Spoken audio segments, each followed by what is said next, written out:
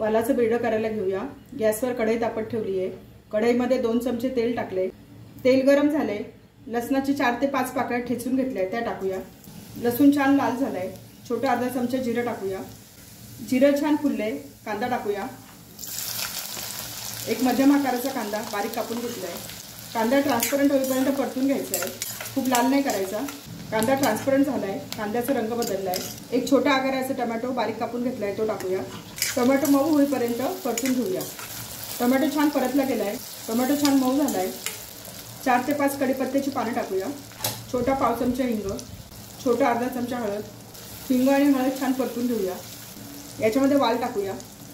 वाल काळे पडू नये म्हणून पाण्यात घालून ठेवले। मीडियम गॅसवर परतून घेऊया। मीडियम गॅसवर 1 ते 2 मिनिटं वाल परतवत राहायचे। 2 मिनिटं वाल छान परतवून घेतले। छान वाफ आली आहे। मसाले टाकूया। छोटा अर्धा चमचा लाल मिरची पावडर, छोटा अर्धा चमचा काश्मीरी मिरची पावडर, पाव चमचा गरम मसाला, अर्धा चमचा धना पावडर। सर्व मिक्स करून घेऊया। बिरडं शिजण्यासाठी गरम पाणी टाकूया। तुम्हाला बिरडं किती घट्ट पातळ करायचे त्यानुसार तुम्ही पाणी टाका। चवीनुसार मीठ। मिक्स करूया। बिरड्याला छान उकळी आली आहे। याच्यावर झाकण ठेवते। झाकणावर पाणी टाकते। मीडियम गॅसवर 4 ते 5 मिनिटं बिरडं शिजवून घेऊया। बिरडं शिजतंय तोपर्यंत वाटून घेऊया। मिक्सरच्या भांड्यामध्ये भाजलेलं ओलं खोबरं, लसणाच्या पाकळ्या आणि आलं टाकते। थोडंसं पाणी टाकून बारीक वाटून घ्यायचंय। थोड्याशा पाण्याचा वापर करून छान बारीक वाटून घेतलंय।